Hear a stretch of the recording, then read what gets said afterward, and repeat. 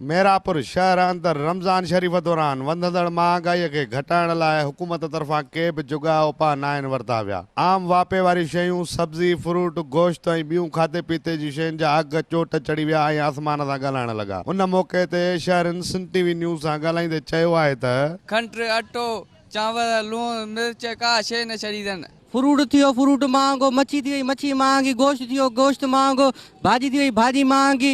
ऐं साईं खे चवां ॿियो जेको बि आम वार पे शयूं उहे तमामु घणियूं महांगी थी वियूं। मुतालबो करो, सस्ता बि कनि, रोज़नि जे महीने में हेॾो ज़ुल्म लॻियो पियो आहे। 30 रुपए वठी आयो, हाणे इहो तुका। हाणे ग़रीब माण्हू छा करे, जेको फ्रूट वठे फ्रूट ॾिसो, फ्रूट वारो इहो महांगो सॼो फ्रूट करे छा कयूं। अलाह सां हिदायत ॾियनि सभिनि खे, छा कयूं। लिहाज़ा इमरान ख़ान खे गुज़ारिश आहे इन्हनि ते नोटिस वठे। रमज़ान शरीफ़ जीअं शुरू थियो आहे तमामु महांगाई घणी थी वई आहे, ग़रीबनि जे वस खां मथे चढ़ी वई आहे। जी नाज़रीन, तव्हां मेरापुर वासियुनि जा वीचार ॿुधा। हुननि इहो ई चयो आहे त वफ़ाक़ी सरकार ऐं सिंध सरकार महांगाई रोकण में मुकमल तौरु नाकाम थी चुकी आहे। हुननि सिंध सरकार ऐं वफ़ाक़ी सरकार खां मुतालबो कयो आहे त असांखे को रिलीफ ॾिनो वञे ऐं असांखे माना को सुठो पैकेज ॾिनो वञे। कैमरामैन ज़फ़र अली सां गॾु नोमान मेमण, सिंध टीवी न्यूज़, मेरापुर।